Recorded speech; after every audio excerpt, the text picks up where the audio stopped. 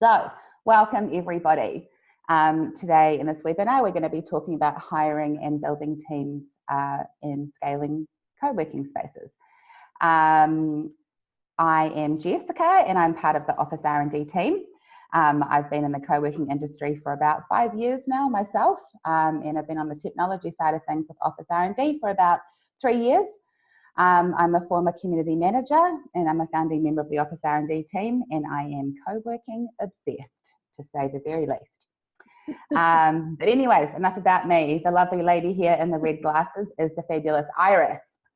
So Iris has been building teams and hiring people within the co-working industry for probably about 7 years now.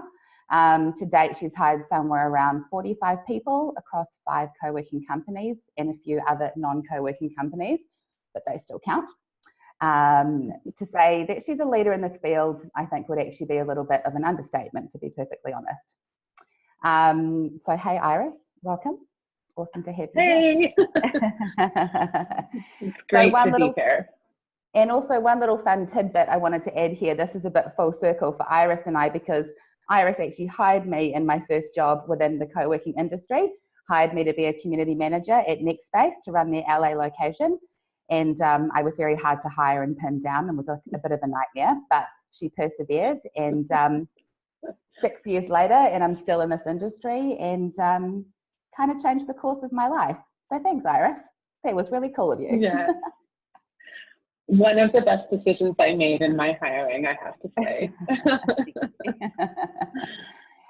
So just a slight piece of housekeeping as well for this webinar to everyone who's listening. There will be a Q&A session at the end. We're going to reserve about 10 minutes for that time. If you have questions that pop up during the webinar, there's a little Q&A button at the very bottom of the Zoom window. So please feel free to be posting your questions in there, as things come up. Okay. So without further ado, should we jump into it, Iris? Yes. Okay, great. We're going to start with a little minor question here. What do you think makes the hiring process successful? Well, I think that a successful hiring process is based on several factors. One of the most important ones being timeline. It's important, especially in today's labor market, to give yourself between 3 and 8 weeks to hire and fill a position. It can take a while to source a good candidate, and it can take a while to have that candidate become available once you've determined that they're the person that you want to join your team. They need to get their life in order to take on a new job, which may include giving notice to their former employer. In addition, you really want to get your procedures for hiring down and be consistent with them. Every time you hire, you really want to use the same procedures unless you're improving on them. And so the process that I like to follow is to get a job description written. I tend to write a very dry, business-oriented, and thoroughly detailed job description in order to determine exactly what this person will be doing, what their areas of responsibility are, and who they report to. Then I write a job ad, which is really more of a marketing piece. This is the document that goes online as the job posting. And it's really meant to convey the culture of your team and your company, and honestly make the candidate want the job. In today's labor market, people need to know that they want to work for the company that they're looking at potentially applying to. And so your goal with that job ad is to make them feel like they want to work with you. And in some ways, I've had candidates that I've hired tell me, I felt like when I read that job description or that job ad that it was written directly to me. It was literally describing who I am as a person. And so for that, I always felt like it's a win, when I hear that. I think it's important to include a few things in that job ad. So include the special skills that this person needs to possess. Include the areas of responsibility they'll be taking on. But make sure you say all of those things in a fun way that reflects the tone and voice of your community and your company culture. I like to include specific instructions in the application process, which allow me to filter out the people who don't follow instructions right away. To be honest, Co-working is a, there's a lot of task switching. You have to be somebody who can handle multitasking, and you have to be somebody who can follow directions and go off and get something done. And you need to be detail oriented. And it's really hard to kind of prove those things in the interview and hiring process. So one of my first calls is I always put in my job ad, write a cover letter and answer these 3 questions. And so I immediately call the people who don't give me a cover letter or give me a generic cover letter or don't answer those 3 questions. It sounds a little harsh, but you got to cull people down in some way. And I also really strongly stress that you include the salary range that you're prepared to offer. I find it to be a really big waste of time to leave the salary range out when you're offering the job, because you really want to make sure that somebody can afford to work at the level of salary that you can afford to pay. And if you go through that whole hiring process and you find somebody who's great, and then you get to the salary offer and it's not something that they can afford to live on, you've really wasted everybody's time. So get that salary range on that document. And then posting your ad, it's really important to know where to post your ads, that you can source the best candidates. And you want to do so in a place where you have the most reach. I like to use jobscore.com because it is a way for me to organize all of my candidates in one place. I can organize all my correspondence in one place and all of my notes that I've made through the hiring process. It also posts to all of the free boards automatically when you post the job, and you can choose to post to paid boards if you want to. A little tip on that, I usually give a job between 5 and 7 days of being posted before I determine whether or not I need to post a paid ad. If I'm getting a fair amount of high quality candidates in that first 5 to 7 days, then I don't need to go and pay for, say, a LinkedIn ad. It can be expensive. Hiring can be expensive. It's expensive to take on a new employee, so minimizing those costs is really good. And then one of the things that I also like about JobScore is that it has sort of a freemium model. So I believe it's one job. If you have one job posting, it's actually free. And then you can bump up and down on a monthly basis. So you can, if you know you're going through a big hiring push and you're going to have many candidates or many job postings, you can bump yourself up to the next level and pay, whatever it is, $250, $300 a month to run your process through that service, and then just bump yourself back down when you're not in a hiring cycle again. It's also important to know who your hiring team is ahead of time. Who's responsible for making the decision? Who are the stakeholders involved in hiring this person? And make sure that all the stakeholders have an opportunity to interface with the candidate that you're hiring or the candidates that you're considering to hire. And I can't stress enough that the stakeholders should include your members, because at the end of the day, this person is working with your members all day. You know who your community ambassadors are already. You know who the people are who are really good at being involved with the staff and involved on the day-to-day kind of comings and goings of the community. So ask some of those people if they would be willing to be part of your hiring process. And it doesn't have to be long. Have them spend 5 to 15 minutes with the candidates that are sort of your top tier candidates. Finally, we come to the interviews. And it's really important to know ahead of time what your interview process is. How many interviews will you hold? I typically interview a candidate between 4 and 5 times by the time I've actually placed them in a job. So I always do a 20-minute phone screen with all of my candidates once I've called them. And then I invite them into the space for a 1+ hour in-person interview. And then depending on the location, the brand, how many team members there currently are, and who's on the hiring team, there might be 2 to 3 additional interviews with myself and the remainder of the hiring team. The final interview that I always do is a trial day, and I bring that person in and I have them work with me and with the community for a day. I find that this is really helpful because some people interview really well and you think they're the perfect candidate, and then I get them in for a trial day and it turns out they're actually not the right fit. And other people get really nervous in the interview process, but they look great on paper, or I know that there's certain ways that they've answered the questions that I just feel they have the intuitive sense for this position. And then I bring them into a trial day and they just shine, and I know this person is the right person. A little word on that trial day, I like to throw in a mix of tasks into that trial day. So I'll have the person write a 400-word blog post, and I'll have them be responsible for keeping the kitchen clean all day. I usually send them on a member scavenger hunt, and that's kind of my member interview process. So I'll identify 3 to 4 members ahead of time. I'll have that conversation with them, and then I'll tell the person that they need to find these 3 to 4 members. And I might give them some tricks on how to do so, but I want to see how outgoing they are. I want to see if they're able to go and find those members, have a conversation with them, and then report back to me on what the conversation is.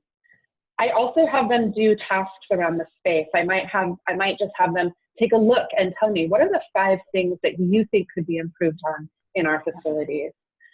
And then I also like to have them spend about 30 minutes to an hour at the front desk. I kind of just want to see how they operate when they're sort of thrown into the fire. Of course, I'll be there to support them the whole time, but you know, how well do they problem solve? How well do they take responsibility for what's happening in that moment? And this really allows me to see what their level of intuition is as well. And then they send me their responses to their document at the end of the day. And from there, I can kind of see, you know, what people's written work is like, how detail-oriented they are. And then I can also, through that trial day, I can see what it's like to be around that person. Are we going to have fun together? Is this somebody, you know, I love the, like, do I want to have a beer with this person at the end of the day? Or, you know, would I want to go have lunch with this person? So those are important. And then for your interview questions, get those questions together ahead of time and ask everybody the same questions. It's important in the US, especially for legality purposes. You want to be able to show that you're doing a side-by-side comparison that's fair and equal. But it's also, you want to make sure just internally that you're making a good comparison. If you're asking everybody different questions, you can't really compare those interview questions against each other. And then make sure your questions cover every aspect that you need to know about this person. What's their background? What drove them to apply? Get an understanding of whether or not they've done any research. I always ask people, what do you know about co-working? And if they tell me, well, I really like my coworkers, and co-working is when you have really good coworkers, I know that they didn't do any research on this job, and they're probably not going to be a go-getter or somebody who's going to take initiative to learn more. And co-working is not just a job, and it's not just in my space here. It's a movement, and we're part of something bigger. And I want to hire the people who are going to feel passionate and excited and have their lives changed by this movement, just the way my life and all of our members' lives have been changed. So the background, moving on to skills. Think about what skills this person has to have. I look for administrative skills, communication skills, hospitality skills, financial skills if that applies, if the person is managing the finances of the space, and then sales. I also look for soft things like intuition. I do believe that you need to have a good intuition to be a good community manager. Personality, problem solving, and organization, time management, and prioritization. And so I actually like to throw out a scenario in the interview process. And my scenario is, it's going to sound kind of harsh, but this is what it sounds like. I put people in a time and space where they're sitting by themselves as a community manager, and nobody else is in the space. It's 2 o'clock in the afternoon, and the following 5 things happen. The phone rings, there's a reporter on the phone, and they're doing a story about co-working, and they want to ask a bunch of questions. At the same time that the phone rings, the door buzzes and somebody needs to be let in. Turns out it's somebody showing up to take a tour. As you're getting prepared to let that person in and start giving them a tour, a member walks up and they look a little frustrated, and they let you know that the printer's not working for them. they've got a really important meeting with their client in the conference room in an hour, and they need to print out 20 copies of the report that they've been working on for the past month. And then, as if that's not enough, another member walks up and sheepishly lets you know that the toilet's overflowing. So I throw all of this out as a moment in the life of a community manager. Of course, this isn't a typical moment, but I think if you would have community managed, you know that this could be a moment that happens. And what I ask that person to do is to prioritize what they would do and when and how. And I ask them to take me through how they'd handle those moments. And I want to see, you know, do they put the reporter on hold? Do they make the reporter wait? Who do they attend to first? And how much do they remember all of the things that I've just thrown out at them? And then at the end, I might also add in that they were working on a detail-oriented project that was due to their manager by the end of the day. Let's call it a spreadsheet. And they got interrupted in that process, and it turns out they're not going to have enough time to get that spreadsheet to their manager by the end of the day. What do they do then? And I look for somebody who's going to communicate ahead of time, hey, I'm either needing some more time on this or I need some help, rather than getting to that 5 o'clock deadline and saying, I can't get this done today.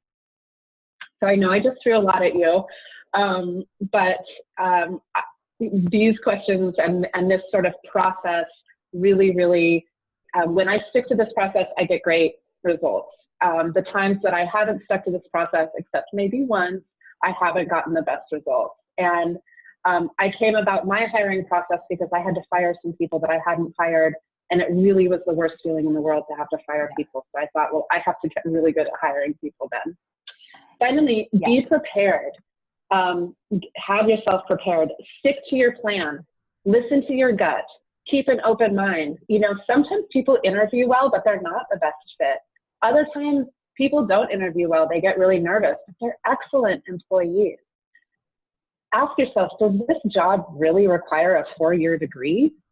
And what life experience can translate to a relevance for this job? You know, I often find that women re-entering the workforce after having taken time off to have children, or frankly men, but that's just has been less common, they make excellent community managers because they know how to run a household, multitask, handle all these things. They tend to be on the mature side. They're really going to take ownership, and they're so happy to be given this opportunity. So, you know, think about what who your candidates really need to be, and don't just stick to the old formula of college degrees being the most important thing for a candidate. Finally, have fun. This should be fun, because hopefully you're a fun company to work for. Thank you so much for that, Iris. And yeah, that definitely is, you know, a lot to think about. And as someone who's actually been on the other side of that interview process, I will actually say that it does give the candidate an excellent view into the company, what it's going to be like to work for them. And also, I think the care and consideration that goes into the hiring process really does speak well to the way that, you know, the company's going to look after you from like a cultural standpoint. You're going to have fun in the workplace, you know, all of those kind of, you know, and is it going to grow your career as well? So all of those really important bits and pieces. Okay, so next question. How do you find a great fit for your co-working team? We've already talked about tools and platforms and things like that. And I guess that kind of ties in sort of with our next question, which is, you know, why does the culture fit matter as well? So what do you think about that, Iris? Yeah, so I think I'll answer why does the culture fit matter a little bit first, and then go into the first question. So the reason that culture fit matters is that your community has its own culture, which is most often determined by the inner culture or the vibes of the team itself that's managing the community. And the health of your community is determined by the strength of your company culture. Happy employees make happy and inspired community managers, and they have a high output potential because their needs are met. They're being taken care of in their job. Keeping them happy and engaged allows them to focus on building the community and on building your business. Co-working teams exist in perpetual startup mode. And honestly, not everybody is fit for the startup lifestyle. So, you know, we wear many hats. Some people do much better when they have just one function or one specialty. And then the dynamism and the flow and the ever-changing nature of the role of a community manager is not for everyone. Honestly, it's a unique skill set that really allows somebody to excel, I think, in this industry as a community manager. So how do you get there? You really need to know who you are. If you've been running the space, if you're the owner or the operator and you've been running the space, what it is, and you've been doing so successfully and your members love you and more people are flocking in, then find out what it is about your personality that determines your community's culture and their trust in you. You also want to know who your members are. What are their expectations? What's their vibe? What makes them feel good? Know what your brand is. Are you casually professional? Are you warm and friendly? Are you high tech? Are you design focused? Also, you want to look for a combo of skills and personality traits. And then, yes, to tools. Great. I love Google Docs. I love that for organizing job descriptions, job postings, Google Calendar for interview scheduling. I like Zoom, what we're using right now for video interviews. I call them those phone screens. I mentioned job score, social media for spreading the word about the job, and then finally your community for spreading the word about the job. Yeah, great. Yeah, that all makes a lot of sense. Nice. Okay, so to expand a little bit more on some of the skills you were talking about earlier, what are the professional and personal skills that you look for? And think about it in a way of considering the different roles within a co-working space as well. It's kind of broad, but give us your best shot. Yeah. So I'm going to answer that broadly. And I think each of these skills can be, or each of these areas of skills can be more focused in an individual who takes on a certain role within a co-working company over another role. I look for personality. I look for people who are happy, curious, I mentioned intuitive, accountable, they're autonomous, they're able to work on their own, but they're also collaborative. They're interesting and they're helpful and they're diligent. It's really important to find somebody who has a lot of follow through and they're not going to let something go until they solve it. Yep. And then skills, it's important to find people who are both detail oriented and people focused. And that really counts for every position in the company, whether or not they're your accountant or your community manager or your front desk person. They need to have a good mix of that. Then I look for administrative skills. I look for skills in hospitality. I look at their sales. I wonder, do they have a background in event management or event production? That's a really good skill to have. And then software knowledge. I do specifically ask what types of software people have experience using, because we're managing these spaces on various pulled together and cobbled together systems of software, unless you're using Office R&D, of course. But there's a lot of software used in a co-working space, even though it's also a people-first job. And then in terms of operations versus community, so accounting, operations, I really think it's important to have crossover skills, and I think it's important to cross-train your teams so that there's always somebody running the space, even if your community manager is out on vacation, and let's hope they do get to take vacations, they're out sick, or something happens and you're down a staff person, everybody should know how to run the space and answer the members' needs. Operations-based people should be big picture thinkers with an ability to focus on the details. They should be highly organized and be able to methodically perform tasks while also having great people skills. Community people need to be highly engaging, friendly, warm, and welcoming with the ability to set boundaries, lead through inspiration, and communicate with empathy in both fun and uncomfortable situations. Everybody on the team must be collaborative, friendly, and warm, and because everybody's a community builder in a co-working space. Yep, that's exactly right. You guys taught me how to manage angry members. It used to be my scariest thing, and then I found my own way of managing it. It was like the biggest learning curve of all time. The key is to go for a walk around the block and get outside of the space with that person. It was the best thing I ever learned with you guys. And so, we're talking a lot about co-working spaces essentially being in perpetual startup mode. There's many different variations to the role, things like that. So in saying all of that, how do you build an efficiently performing team that's like growing really quickly, or they have multiple locations, or, you know, you're just, you know, yeah, trying to run things efficiently, basically. What are your sort of thoughts on that? Yeah, I love this question. So, and some of my answers might surprise you, but, you know, first and foremost, make sure your onboarding and HR processes are smooth, that they're employee-centric, and they address as soon as possible any questions that the employee might have. Not doing so provides your employee with the opportunity to be thinking constantly about their employment and the issues that they're having. When do I get paid? What's my medical? How much time do I get off? What are the hours I'm working? What's my schedule? You know, I'm not signed up yet for any of the things that I'm supposed to be signed up for. So really get that down and make sure that you've got your employees' needs attended to. Set expectations around who's responsible to whom and for what, and make sure those expectations are set up right from the beginning. Have that clearly defined. Ensure that everybody on your team is trained well in their functions and consistently, meaning maybe it's the same person training every time, maybe you're following the same training manual every time, but making sure that everybody's given the exact same information in training. Reassess training at 1 month. I think that's really important because, you know, there's so much information to gain in the training process in co-working, and a lot of it can slip through the cracks because your head can be spinning after just 1 day or 2 days. So reassessing training allows you to see where somebody is weaker or stronger and give them support and the tools that they need to be able to do their job as best they can.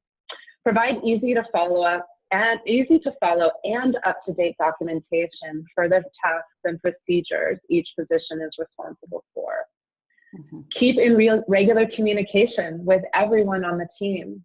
I really advocate for 15-minute one-to-one check-ins with each employee on a weekly basis, or every week and a half if you can't do it weekly.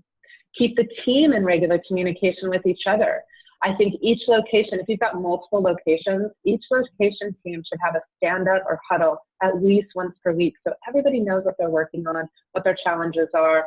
You know, the nature of co-working is things can happen so fast during the day that you might not have a chance to check in with your shipmate on what's going on right then. So having that dedicated stand-up time means that you're not letting the house kind of drift while you're managing the community. You're keeping your house in order. Set and reset SMART goals. SMART refers to specific, measurable, attainable, relevant, and timely. And resetting those is important because sometimes goals change depending on what somebody's doing or what their specific geniuses are.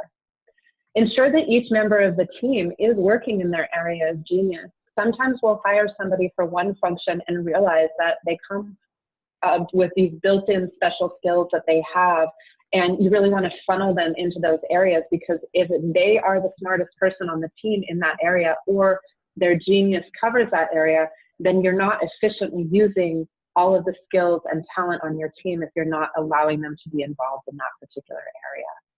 And then having a regular performance review process. Do 360 reviews involving the teammates, the members, and a self-review. I think these should happen every three or so months, but at a minimum of every 6 months. Don't let things wait too long before you're course correcting or you're encouraging. Yeah, that makes a lot of sense. So as a kind of follow-up to the question we've just covered, do you have any specific processes that a co-working space should adopt to achieve an efficiently performing team? Yeah. So from a training perspective, consider training in batches. Group learning can be deeper and richer, and you can get a lot more accomplished in a batch training process. And you can do that even if you hire people over a 2-month period and you've got multiple people hired.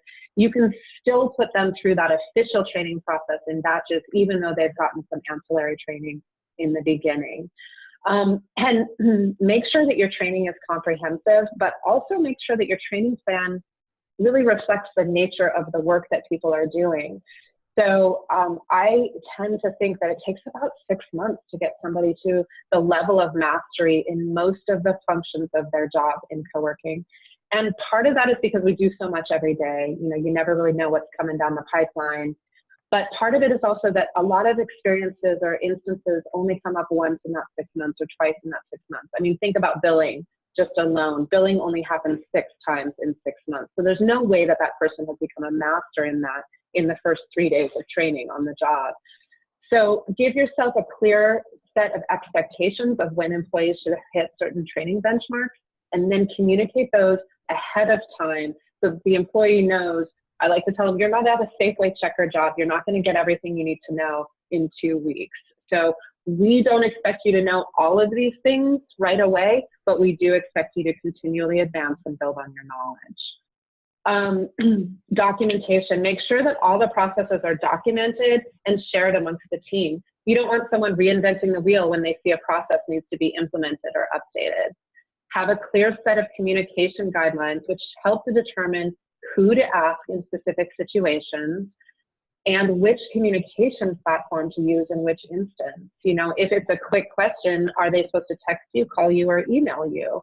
Really clearly having that defined helps just make your team run more efficiently. And then make a comprehensive operations manual for your facility and for the membership operations. Detail things like your power distribution panels, how to make coffee, where the mail lives, and how to deal with mail. All of those kinds of little things, having those spelled out doesn't leave room for questions. Oh yeah, that's a big one. I remember writing an entire manual on like the load balancer of our Wi-Fi system at our location. So I didn't want anyone to have to go through what I went through trying to figure it out. So okay, awesome. Okay, that all makes so much sense. Thanks, Iris. And so tell me, what are the most important roles to hire when you're expanding? So I've got 2 specific scenarios for you to consider here. Scenario A, your member base grows, you're growing, and you are sort of coming up against the need to expand your team in order to better, you know, support your community, and also, you know, support those increasing operational bits and pieces that are popping up. And also scenario B is you're about to open your second location, which I know is a big question for a lot of people in the audience as well. Yeah, so scenario A, you know, aside from your community managers, and depending on your brand and model, it can be helpful to have someone who's dedicated to events. And if your space charges for events or events are part of your revenue, then this person can be a value add because their job is partially revenue generating.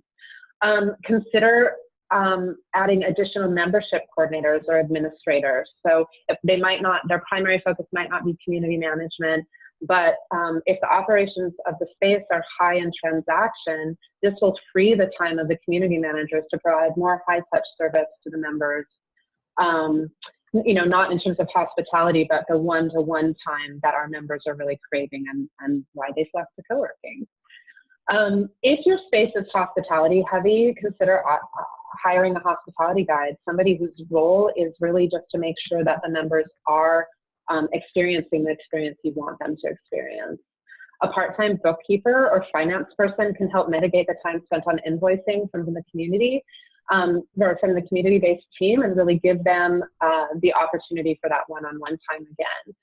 And then another option would be to, if you're a space who receives mail for your members or you offer VO plans, consider hiring somebody whose main job is to handle the mail. If you do so, then you can really expand your mail operations, and that person's salary can be paid for through those expanded mail operations. Yep. And then for scenario B, I think it's first important to figure out what your current staff model is, what's working in your space, and get that really dialed in, and then duplicate it. Also, consider adding a part-time person who can act as support in both locations. So hopefully your operations of your locations are mirror each other so that you're not reinventing the wheel every time you open a new location.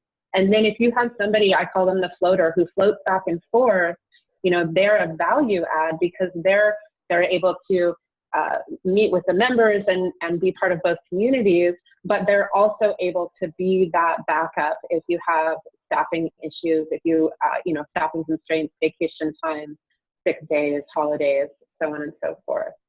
A bookkeeper or finance person is a must when you start expanding. You do not want to leave that to the wind. You want to make sure that you've really got your bookkeeping and financial processes down. Consider hiring HR support. The more locations you have, the more your team you have, and that team needs to be supported. And in general, entrepreneurs, and founders, we don't make the best HR people. It's not really our bailiwick. So you can do that through outsourcing, or you can do that through an internal hire.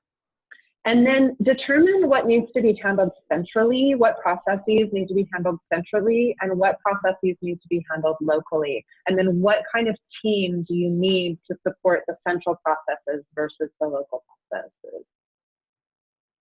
Yeah, awesome. That all makes a lot of sense.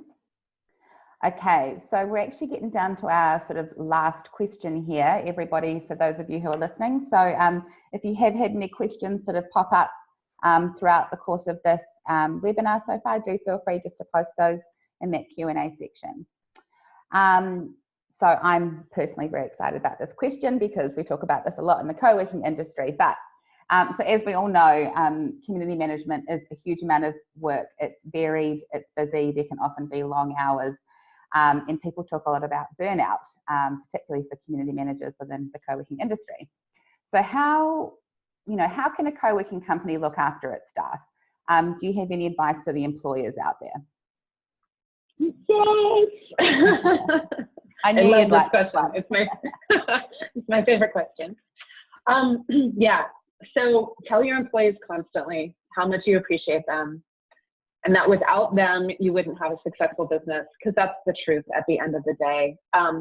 Model good self-care of yourself so that they know that your company culture is one in which every human feels supported and encouraged to take care of themselves. You want your members doing the same. You need to model that for your staff. Allow their personal lives to be part of their work. If they've got a dog, let them bring their dog to work. If they've got kids or spouses, make sure that the kids and spouses feel like part of the company family. Make sure that the company is welcoming to that person's family. And acknowledge their achievements. Encourage them to take breaks every day. Consider buying them a gym membership and rewarding them for attending their gym. Make vacations mandatory, not something that is a nice to have, but is a have to have. And if you've got people working late one evening for an event, give them the next morning off, or give them that Friday off altogether. Give them a weekday off if they come into work on the weekend. If you've got an in-house massage therapist who comes in once a month or once a week to massage your members, buy them a massage. How easy is that? They're literally on location. It's usually $1 an hour, $10, and you've given your employee just a little bit of love and a little bit of rest, and actually a little bit of pain management as well. Encourage your team to build close relationships with their members and with the members of their team. We are connecting people. That's what we're in the business of doing. And the DEFMAG research says that I think it's 83% of people feel happier because they're working out of a co-working space than they did before. And that comes down to those real human interactions. Provide your staff with coaching and self-development opportunities. Give them the coaching. If you're a good coach and you've got something that they want to learn from, mentor them in that thing, or find the people in your community that can provide them mentorship. Offer to pay for a class, if they want to learn about basket weaving, or they're thinking about doing a bicycle trip across the country or something like that. Encourage those aspects of them that make them interesting, and encourage them to be more interesting with the members. Make sure they know that you know how busy and demanding the job of a community manager or any job in co-working is, and and help them manage expectations about their to-do list. Honestly, your to-do list in co-working, it's never going to be cleared. You know, I came into this industry expecting to have my to-do list cleared at the end of every day. And it was hugely anxious. It made me hugely anxious to leave work every day feeling like I left all these things hanging. And I had to learn how to manage that expectation for myself. I then eventually, you know, part of my training with every staff member was just to say, look, you're not going to get your to-do list done every day. What you're going to have to do is prioritize and reprioritize and keep working at it. Don't ever let that ball drop. But, you know, if you're type A, you got to let that one go. And then providing ear, check in on that person's professional goals, the quality of their work, their personal goals. Be open and transparent with them about your own goals, and do so in a way that fosters a sense of encouragement and support and mutual growth. There's a lot more, but those are my go-to answers. That makes so much sense. And yeah, thank you for outlining all of that, Iris. It's certainly an important topic. And so that's kind of, you know, the last of the questions that we have for you right now, Iris. We're running on schedule, which is awesome. Talk about type A co-working people. Yay! So we haven't had anyone post any questions, which makes me think that we've been so incredibly thorough in this phone call that there has been no stone left unturned. So yeah, I think that's probably about it for right now. You know, thank you so much, Iris, for taking the time to do this for us. This is incredibly valuable. And obviously the thought and care has just been, you know, spectacular. I do have a question, Jess. Yeah. Is this being recorded, and can people access it later? I talked so fast because I was trying to get as much information in. I'm a little worried people might have missed some of that, or would like to have the ability to go back.